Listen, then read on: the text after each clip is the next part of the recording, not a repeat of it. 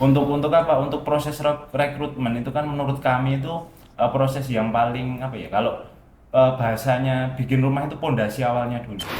Terus pas penghitungan itu saksi merasa keberatan. Masyarakat yang punya potensi untuk melakukan pelanggaran. Gimana? Kami tambahkan juga itu Mas. Kami standby 24 jam non-stop. Pesta demokrasi sudah kita lalui. Saatnya bangkit lagi untuk menata diri. Ayo kita ikuti obrolan kali ini. Bersama-sama kami di pojok demokrasi. Yeah.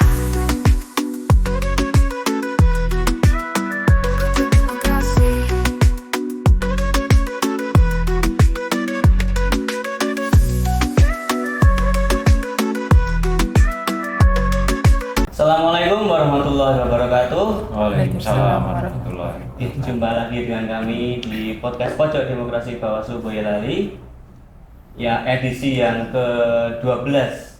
Kali ini tentu saya tidak sendiri, ditemani oleh 3 narasumber yang merupakan pengawas pemilu kecamatan pada pemilu dan pemilihan tahun 2024 di Kecamatan Mojosongo. Yang pertama ada Pak Sutris, yang kedua ada Mas Joko Rianto, dan ketiga ada Mbak Yuli. Saya ke Pak Sutris dulu ini, yang kemarin merupakan ketua ya Pak, ketua Panwasam. Pripun kabar ya Pak Sutris? Ya, alhamdulillah. Baik. Baik, sehat ya, Ya. sehat dan semangat. Kesibukannya apa ini setelah pemilu dan pemilihan? Setelah pemilu usai dan pemilihan usai, kami kembali ke sawah. Ke sawah, oke. Kembali ke sawah sambil ini. Itu sambilan. Iya, oh itu profesi yang paling Sambilan. membahagiakan. Itu sambilan. Selanjutnya ada disclaimer dulu ini tetangga dekat saya ini. Iya Mas, Iya. sebenarnya. Tetangga dekat tapi jarang ketemu ya Mas. Iya, Ada Mas Joko betul. Rianto nggih. Yang merupakan seorang guru kalau tidak salah. Ya, Terus, iya, nggih. betul. Silakan diceritakan Pak. Ya, untuk setelah proses pemilu dan pilkada berakhir, ya seperti Pak Sutris, saya kemudian Mbak Yuli juga mungkin kembali ke aktivitas semula lagi. Jadi untuk saya kembali lagi ke sekolah, bertarung lagi sama anak-anak. Karena menurut saya ngajar anak itu kita tarungnya sama anak langsung. SD? Ya, SMA? MI. MI. Ya. MI mana Mas? MI di daerah Musuk sana, tepatnya di daerah Sukorejo. Sukorejo. Iya. Dekat sekali. Selanjutnya Mbak Yuli, pripun kabarnya Mbak? Alhamdulillah sehat Mas. Nggih, masih jualan online. Ya, masih saya berumah tangga. Oh, berumah tangga nggih. Nggih. Pekerjaan paling berat nih. Iya. Pekerjaan yang sangat mulia gitu. Iya, laras nih. Baik, sahabat Bawaslu, saya kira tidak perlu lama lagi berbahasa-basi. Kita langsung saja ke pokok pembahasan kali ini dengan tema mengawal keputusan rakyat. Agak berat ini untuk Mojosongo. Pengawasan hitung Pilkada 2024. Ya, fokusnya kita di wilayah Kecamatan Mojosongo saja. Pertama mungkin saya ke Pak Ketua dulu, Pak Sutris. Ini terkait persiapan itu Pak, rekrutmen PTPS, pengawas tempat pemungutan suara. Kira-kira kriteria apa nih Pak yang menjadi landasan utama untuk bisa menjadi PTPS? Untuk menyiapkan SDM di tempat pemungutan suara dalam hal pengawasan itu. Nggih, izin Pak. Pengawas tempat pemungutan suara, kita punya strategi dalam hal rekrutmen untuk menghasilkan atau mendapatkan pengawas tempat pemungutan suara yang benar-benar bisa diandalkan. Ya, kami punya strategi, tentu selain mengikuti prosedur dan tata cara yang sudah ditetapkan oleh Bawaslu, kami punya kriteria yang menurut kami perlu kita tekankan. Di samping persyaratan lain secara formalitas, seperti usia, kemudian minimal ijazah ya, Iya. minimal ijazah, SLTA. SLTA, kemudian selain itu apa? Usia minimal 21 tahun. Iya. Itu sudah minimal. Kemudian integritas dan sebagainya. Yang paling mendapat titik berat pada kami adalah untuk mendapat penekanan ya Mas ya. Iya. Adalah dua aspek itu yang tidak boleh ditinggalkan. Apa itu, Pak? Yang pertama adalah harus punya komitmen dan semangat Iya. dalam hal menjalankan kerja pengawasan, Iya. terutama di tempat pemungutan suara. Kemudian yang kedua adalah tingkat kenetralan yang tinggi. Oh iya. Artinya tidak berpihak kepada harus benar-benar netral. ya, tidak ada keberpihakan terhadap kekuatan politik atau tidak ada kepentingan kelompok tertentu. Gitu. Karena dua aspek ini kalau tidak terpenuhi oleh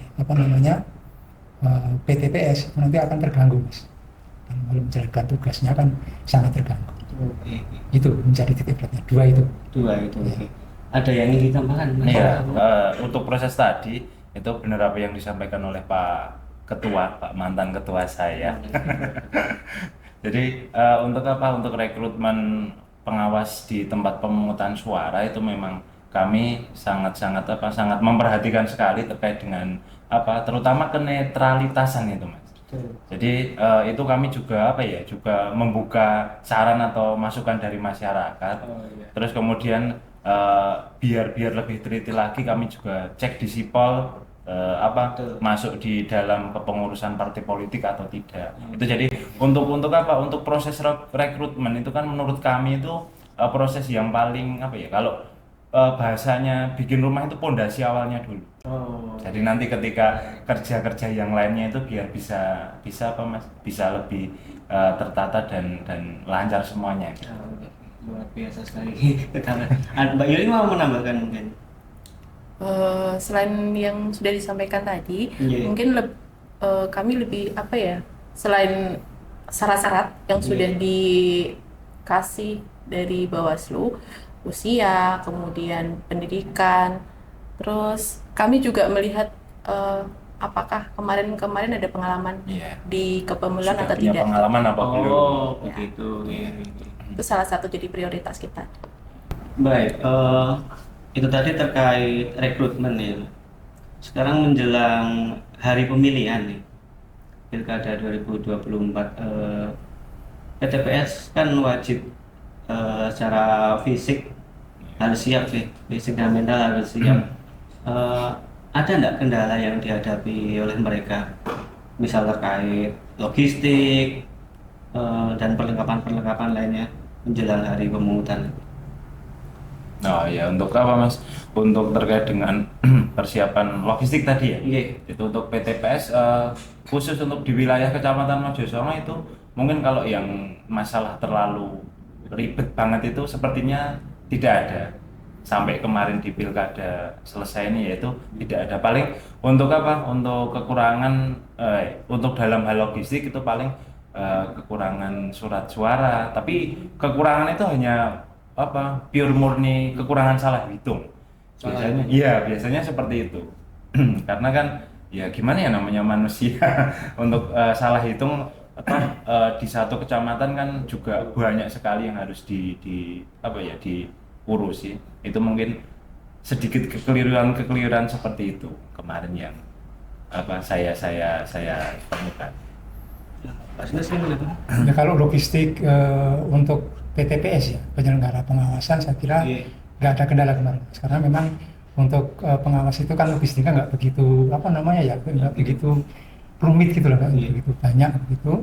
Tapi memang ada kendala masalah logistik di rekan penyelenggara sebelah, di penyelenggara teknisnya. Penyelenggara bisnis. Penyelenggara teknisnya.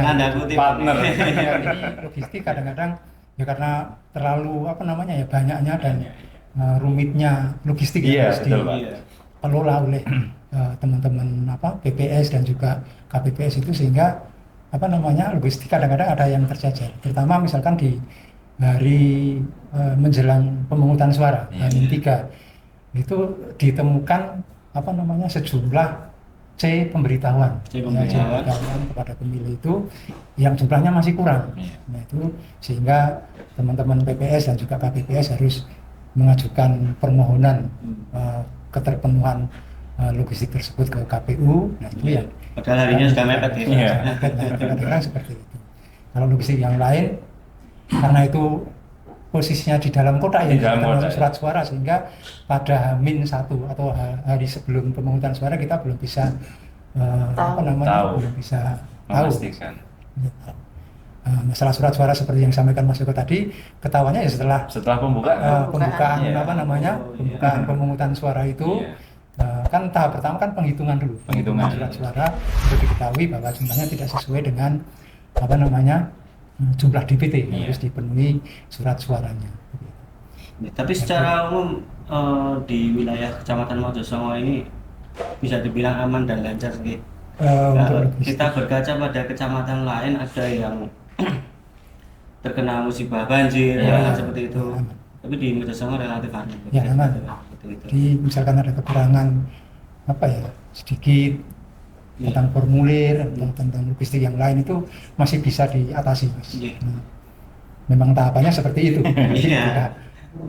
Artinya tidak ada kendala yang sampai nggak bisa teratasi, itu tidak sampai seperti itu. Seperti banjir, kebakaran dan sebagainya tidak sampai seperti itu. Ada yang teman Untuk terkait itu tadi, mungkin kalau memang secara situasional dan kondisional itu memang di wilayah Kecamatan Mojosongo itu relatif aman itu, Mas. Iya. Karena ya semi kota sedikit. Kan dekat dengan kota. Iya. Secara geografis juga. Iya. Tapi kalau dilihat dari letak geografis ini kan memanjang dari utara ke Betul. selatan. Iya. Nah, dalam pilkada kemarin pembagian tugasnya bagaimana ini? Oh iya. Bapak dan Ibu bertiga ini. Ya delalah gini, Mas. Bertiga memang kami dibagi Iya, ya per bertiga itu wilayah. delalah kan kami kalau Mbak Yuli sama Pak Sutres kan memang sudah pernah berpartneran ya. Iya. Kalau saya kan baru pertama Oh, iya. dan delalah itu rumahnya itu pas semua itu, Mas. Mojosongo kan memanjang gini ya. Iya, dari Jadi itu selatan. yang dari sini ada, di tengah ada, di ujung Di ujung utara juga juga ada. ada. Jadi kami Dan untuk jenengan di bagian ujung selatan. iya, ujung Pak selatan Sutres yang tengah, sana, saya yang Pak Sutresnya utara. tengah, untuk Mbak Yulinya di bagian Oh, gitu. utara. Dan itu mungkin sudah diatur oleh Bawaslu ya. Iya. yang dipilih itu yang punya ketersebaran Iya. Wilayah. Nanti saya konfirmasikan ke Iya. Pak Kodim. Kok bisa pas? Baik, sekarang kita ke pengawasan proses pemungutan suara. Di Mojosongo ini ada enggak semacam prosedur khusus yang diterapkan untuk menghindari pelanggaran atau kecurangan gitu? Ya. Kalau saya ke Mbak Yuli aja mungkin Iya. ya, kemarin Kodim yang membidangi. Ya. Baik Mas.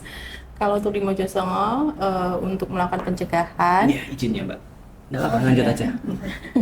pencegahan pertama kami mengadakan sosialisasi, sosialisasi ke banyak segmen ya. Iya. Ada yang ke anak-anak yang baru usia pemula, pemilih Oh, pemula, pemilih pemula, ya. iya.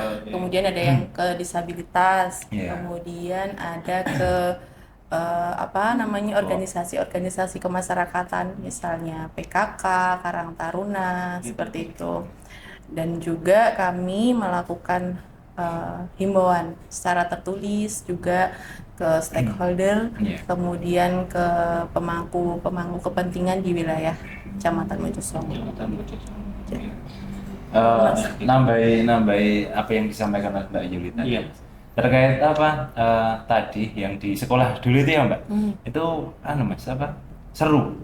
Sekolah Jadi apa? ya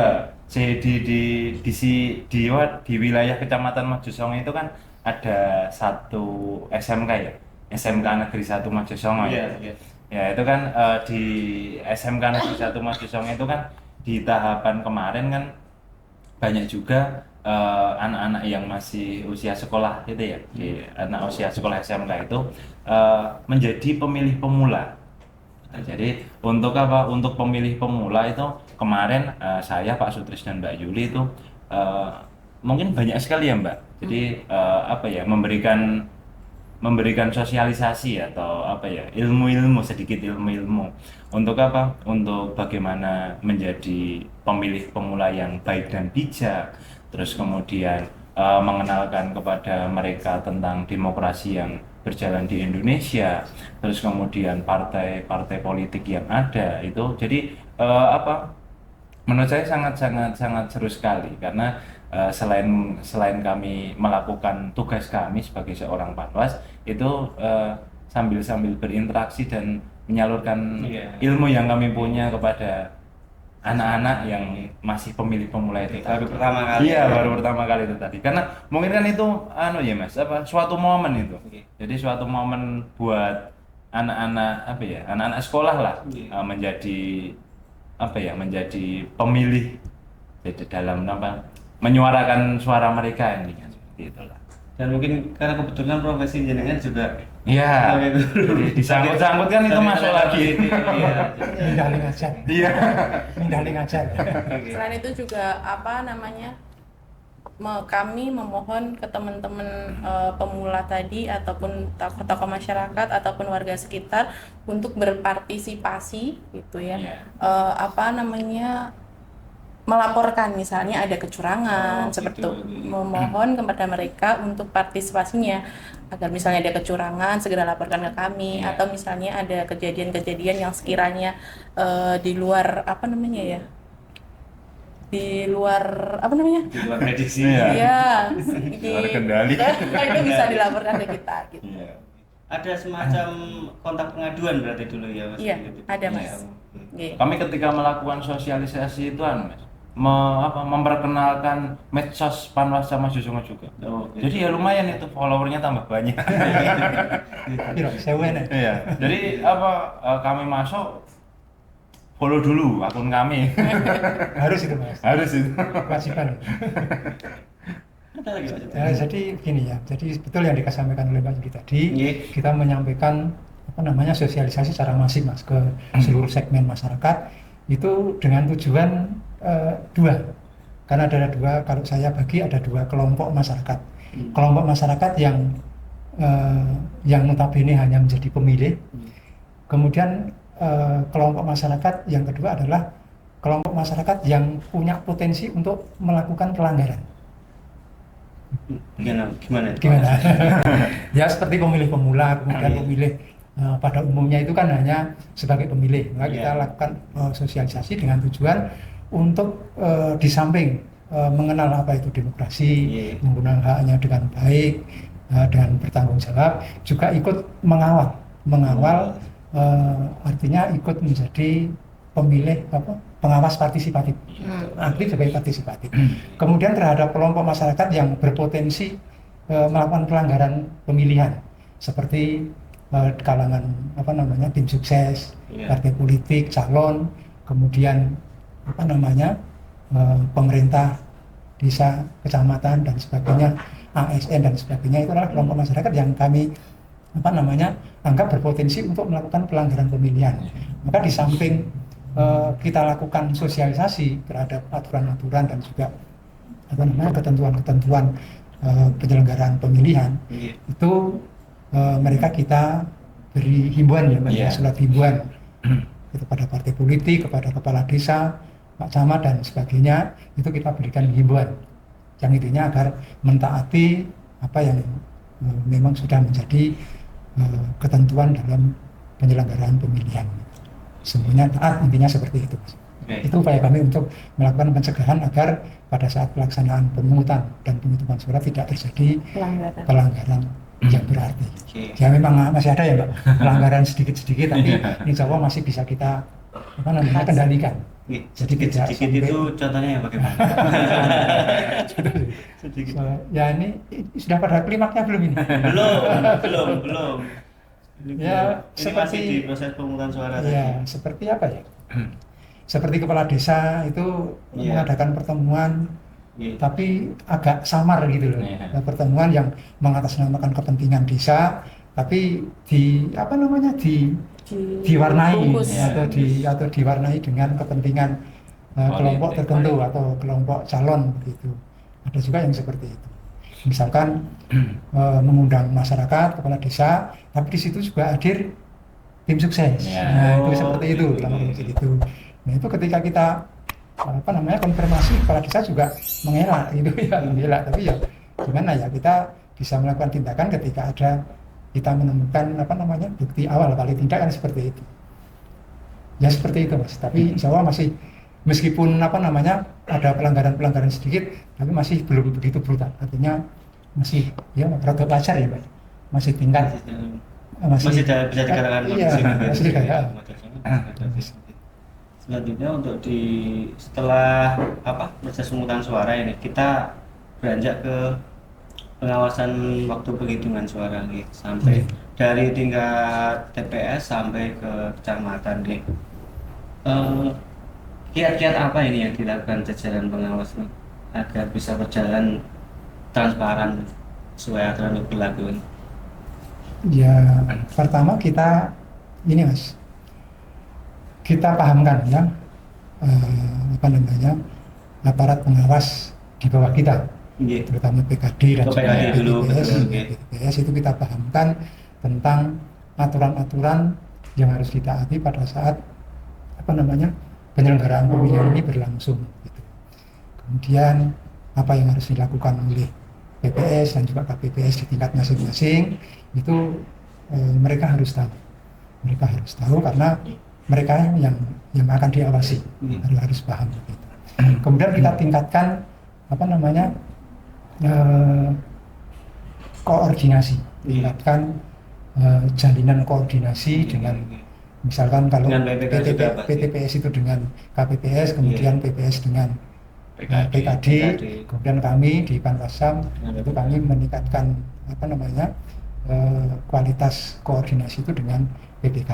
Tapi Dengan secara keseluruhan kooperatif ya Pak? Iya, dengan harapan ini agar terhindar dari kesalahpahaman, perbedaan persepsi atas aturan yang mestinya itu sama-sama kita pahami begitu Mas, terhadap aturan penyelenggaraan itu sendiri gitu.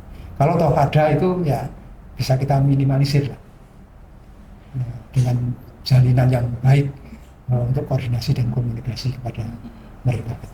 Baik, dari Mas Joko atau Mbak Yuli ada yang ingin ditambahkan? Iya, jadi menambahkan dari apa yang telah disampaikan oleh Pak Sutris tadi terkait untuk penghitungan itu, ketika kami melakukan bintek dengan PTPS dan PKD itu kemarin kita sampai dua kali ya? 2 kali atau 3 kali? Bintek 2 kali. 2 kali ya? 2 Pak? 3 kali termasuk Pembekalan. pembekalan. Oh iya, jadi selama itu kami sangat kami tekankan sekali itu Mas, untuk PTPS, gimana nanti teknis ketika pungut hitung di dalam TPS, terus kemudian larangan-larangan apa aja. Jadi itu kami sangat tekankan sekali gitu loh. Jadi supaya PTPS nanti ketika bertugas itu paling nggak sudah punya gimbulan pengetahuan atau gimbulan ilmu dalam tanda kutip ya. Sangu. Iya, Betul. Kalau dari Mbak Yuli? Ya, kalau saya menambahkan, jadi waktu pemungutan suara kami dari Panwas Kecamatan maupun PKD itu melakukan monitoring ke TPS Mas. Semacam patroli gitu Ya, seperti itu. Jadi kalau misalnya teman PTPS misalnya ada kesulitan atau ada kendala, segera lapor ke kami. Jadi kami juga dengan cepat akan menindaklanjuti kejadian yang ada di situ, seperti itu, untuk mencegah terjadinya hal-hal yang tidak diinginkan. Dan kami tambahkan juga itu Mas, kami standby 24 jam non-stop. Baik, saya ke pertanyaan terakhir ini. Secara umum nih, ada tidak kendala atau kejadian khusus di TPS Mojosongo ini? Siapa dulu nih yang menjawab? Monggo Pak. Ya, Pak Sutris, silakan. Oke, siap. Nanti Mbak Yuli dan Mas Rian Iya. bisa Iya. menambah ya, karena ini Iya, merata iya. Mas, kita bagi tugas. Iya. Kalau di KTPS itu yang saya tahu persis permasalahan itu di 2 TPS. Dua TPS, Yaitu TPS di- mana aja itu Pak? Di Manggis Mas, di TPS Di 5 dan Manggis, TPS oke. 7. Kemudian untuk di TPS Kemiri itu yang tahu persis saya kira beliau berdua nanti biar gitu. menambahkan cerita tadi. Ada apa ini Ya. Pak di TPS? Kalau di Manggis itu terjadi di H-1 Hamin pada 1 saat berarti tanggal 26 26 November. itu pada saat KPPS membangun atau mempersiapkan tempat pemungutan suara. Nah itu yang terjadi di TPS 5. KPPS itu mempersiapkan tempat pemungutan suara itu bukan di tempat yang sudah ditentukan sebelumnya. Hamin 1 Iya, artinya di tempat lain gitu loh Mas. Dan selain tempat yang sudah terlanjur diinformasikan kepada pemilih lewat si pemberitahuan itu. Pemberitahuan Ya, itu. KPPS membangun di meskipun hanya jarak beberapa meter ya, Iya, jarak beberapa meter masih dalam satu wilayah RT, tapi kan faktanya lokasinya itu beda, alamatnya itu beda. Gitu. Kalau wilayah sebelumnya alamat sebelumnya itu di rumah warga, Iya. nah, kemudian KPPS itu membangun di sekolahan, di gedung sekolahan SD atau MI itu di Dawar itu loh Mas. Nah, itu tempatnya berdekatan itu. Iya. Berdekatan. Tapi kan tidak. Nah ini yang membuat warga atau sebagian warga keberatan ya, melakukan protes dan juga banyak sekali yang keberatan dan mempertanyakan. Ya, waktu itu habis maghrib saya kan ditelepon oleh Oh, malam hari? Ya, Iya. terjadinya apa namanya perselisihan atau protes dari warga, sebagian warga itu terjadi menjelang maghrib itu. Kemudian maghrib saya ditelepon oleh PKD Manggis, ya. Saya langsung meluncur ke TKP. Di sana sudah banyak sekali orang, Mas. Banyak warga yang protes. Kemudian di sana ada PPS, ada KPPS, PPK-nya juga ada, PPK-nya juga ada, komplit juga itu, Mas. Nah di sana terjadi diskusi yang lumayan alot itu, ya. Kalau warga mengendaki keberatan, kalau tempat TPS itu dipersiapkan di tempat lain, harus dikembalikan di tempat yang sudah memang diberitahukan kepada ke pemilih gitu ya, ke tempat asal begitu. Nah kemudian KPPS-nya atau PPS-nya itu beralibi seperti ini karena ini mendadak, Mas. Yang punya rumah, tuan rumahnya itu keberatan karena punya anak kecil, anak bayi gitu loh, sehingga kalau nanti tempatnya itu terlalu bersih karena kegiatan pemungutan dan penghitungan suara itu nanti dikhawatirkan akan mengganggu si anak kecil itu gitu loh. Cuma pertanyaan saya kok tidak dari awal gitu loh. Nah ini sifatnya katanya mendadak gitu. PPS juga menunjukkan ini surat pernyataan dari tuan rumah itu. Nah karena itu saya mengimbau kepada semua yang ada di situ, semua pihak untuk mendiskusikan masalah ini dengan bijaksana, dan khusus untuk KPPS dan juga PPS untuk berhati-hatilah, karena tahapan ini kalau dilalui ini kan sudah lewat dari tahapan yang seharusnya, Mas.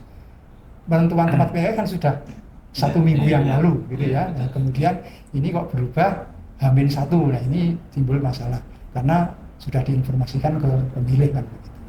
Nah setelah terjadi diskusi karena alasan yang disampaikan oleh PPS tadi, akhirnya semua sepakat lah, oke lah tempat berubah tidak masalah, tapi pemberitahuan ke warga atau ke pemilih untuk dilakukan segera, malam ini harus selesai gitu, karena sebelumnya kan sudah menerima undangan dengan alamat ini, dengan alamat yang alamat lama itu, alamat yang sudah ditentukan gitu ya.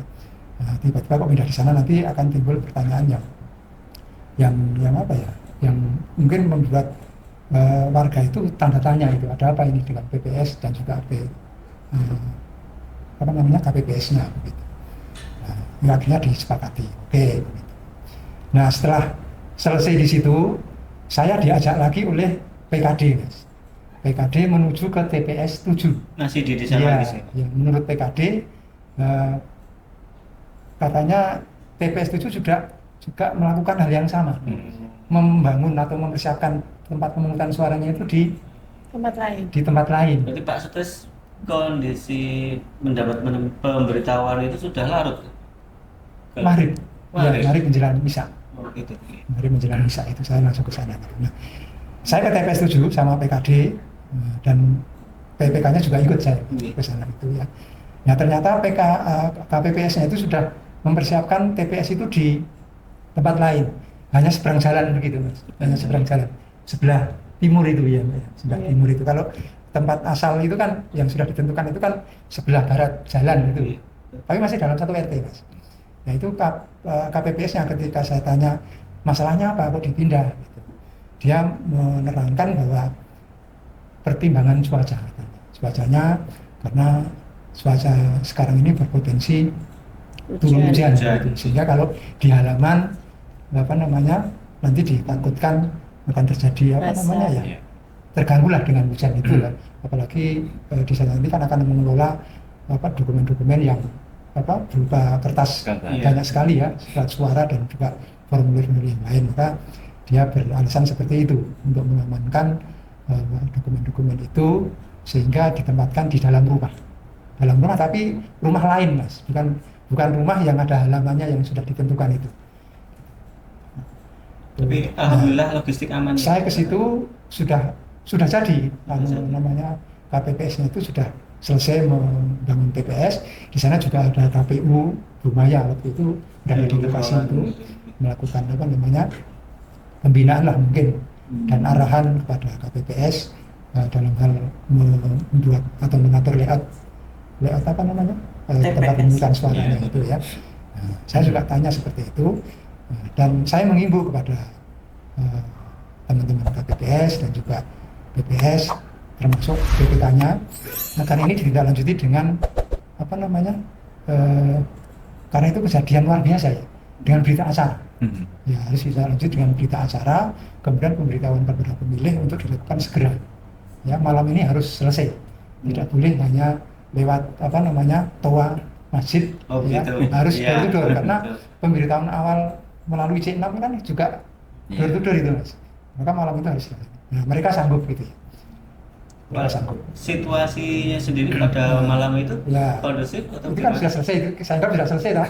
Nah kemudian saya dan PKD langsung meluncur ke kantor Panwascam Mojosongo karena di situ juga kebetulan kami menggelar acara dengan PKD ya Mbak ya, berhasil dengan PKD untuk mempersiapkan pengawasan hari PKD kami undang ya, kami melakukan rapat persiapan itu kita ke sana. Nah, selesai rapat itu ada informasi ya dari warga bahwa Panwas untuk segera meluncur ke Manggis di TPS 7 gitu di TPS 7 yang sama. Ya karena di sini ada kacauan ya, ada kehebohan Mas. Ya. Apa itu Pak hebohnya? Ya ada sebagian warga ya, terutama warga yang mungkin merasa tidak seaspirasi dengan KPPS-nya. Mungkin merasa dirugikan dengan atas pemindahan itu sehingga dia protes dengan membawa banyak massa itu ya. Nah, saya ke sana itu sudah banyak massa, banyak orang ya, termasuk sudah ada Kapolres, kemudian Pak Camat Pak Camat juga sudah ada di sana, banyak sekali Mas. Dari Kodim, semuanya, Black Mamba, semuanya semuanya rame biang. Sudah ada diskusi antara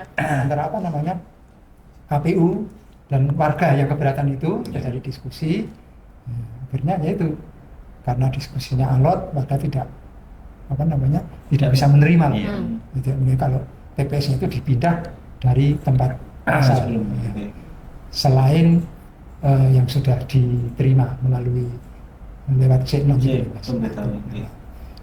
Maka mau tidak mau KPU mengambil keputusan agar bisa diterima oleh semua pihak. Akhirnya TPS itu dikembalikan. TPS yang sudah terlanjur dibangun di tempat lain itu. Nah untuk TPS 5 dan 7 itu semuanya dikembalikan. Dua-duanya. Iya, dua-duanya dikembalikan. Daripada dikembalikan satu nanti di sana juga timbul masalah yang belum bisa diprediksi, maka ya untuk simpelnya itulah, untuk mengakhiri polemik itu akhirnya KPU mengambil sikap KPU dikembalikan ke tempat yang sudah ditentukan sebelumnya, yang memang sudah ditentukan sebelumnya dikembalikan, dan malam itu harus selesai. Gitu. Ya. Tapi alhamdulillah pada akhirnya kondusif begitu Pak. Pada akhirnya kondusif. Pak.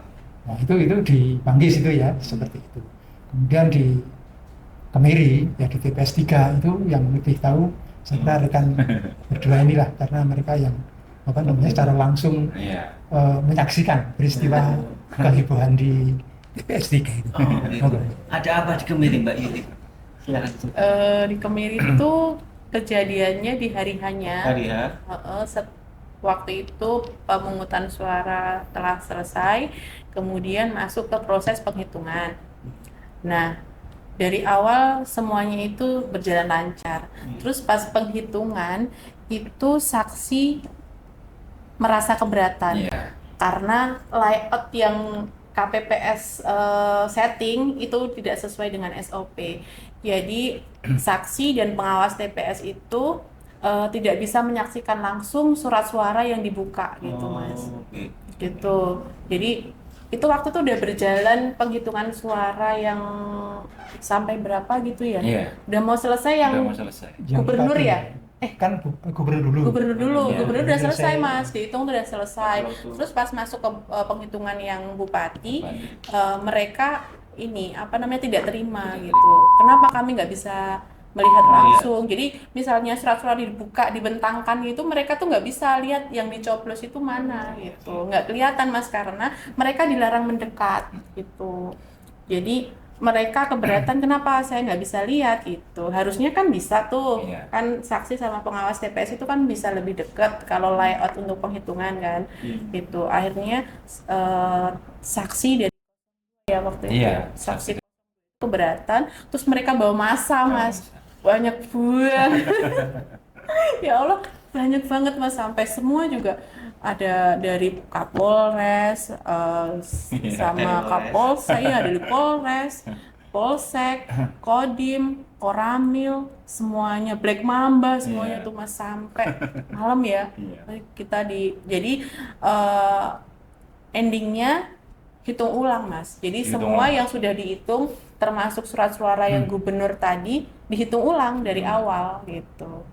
Dan di bupati pun sama, dihitung ulang gitu. Karena tadi jadi tuh saksi tuh sampai nggak terima. Pertamanya awal-awal terima, terus karena merasa apa tidak terima, keberatan gitu, akhirnya memanggil teman-temannya, masa sampai gebrak-gebrak meja itu Mas. KPPS sampai nangis-nangis, PTPS Iya. Itu di hari H. iya Iya, di iya, hari iya, hanya iya. itu di TPS 3 Kemiri ya. TPS 3 Kemiri. Dan itu delalah Mas. Apa pas ketika itu kami itu bertiga bagi tugas istilahnya. Iya. Jadi monitoring. Iya, Ya, iya. untuk Pak Ketua jalan Kemana, ke desa mana, kita jalan ke desa sendiri. mana gitu. Sendiri. Sesuai tadi pembagian wilayahnya. Iya. Tapi Di awal tadi. Tapi saya sama Mbak Yuli sama staf-staf kami gitu. Pak Sutris pun juga dengan staf gitu. Tapi memang dibagi gitu. Itu apa ya, mau pakai mobil sampai alun-alun tuh mungkin Mbak. Itu tiba-tiba di telepon sama apa PTPS sama PKD suruh cepet-cepet ke Kemiri itu. Dan di sana udah wah, rame banget Mas. wah, udah udah nggak kondusif sekali. Jadi apa Mas layout pas ketika Penghitungan. penghitungan, iya itu ki buka suara sama ngitungnya di sini, tapi saksinya itu suruh di sini. Jadi nggak boleh Ya. mendekat. Jadi ini menghadap ke utara, saksinya itu suruh ngadep ke sana. Itu pas posisi di Kemiri seperti itu. Jadi itu sampai malam itu ya Pak. Dan itu sampai dari para komisioner Bawaslu Bawaslu itu juga datang, KPU terus juga kemudian datang. KPU juga. Itu sempat kita dibentak-bentak ya Mbak. Untung ada Pak Mahmudi itu. Benar itu. Itu entah apa tim kuasa hukumnya dari Tim ses. Iya, tim ses itu ya seperti itu. Ya, Jadi akhirnya itu- kan dihitung ulang ya. Nah, akhirnya Setelah dihitung dihitung ulang. ulang memang ada selisih sih. Ya di sinilah mungkin peran Bawaslu. Iya. Baik, luar biasa sekali sahabat Bawaslu. Perbincangan kita kali ini tadi waktu juga lah yang membatasi pertemuan kita kali ini. Kami dari Bawaslu menyampaikan banyak-banyak terima kasih ini kepada Pak Sutris, Mas Joko dan Mbak Yuli yang sudah Terima kasih. berkenan meluangkan waktu untuk sharing pengalaman. Suka duka, ada dukanya nggak sih? Dukanya enggak ya? Oh, enggak. Banyak sukanya. Banyak dukanya, gitu. Dinikmati ya. Oke. Lain waktu mungkin kita sambung lagi. Oke, Karena makasih. iya ini tema yang sangat menarik lagi, mengawal keputusan rakyat. Ini hasil kerja dari tim kreatif di belakang layar. Di lain waktu mungkin kita angkat tema yang lain nih.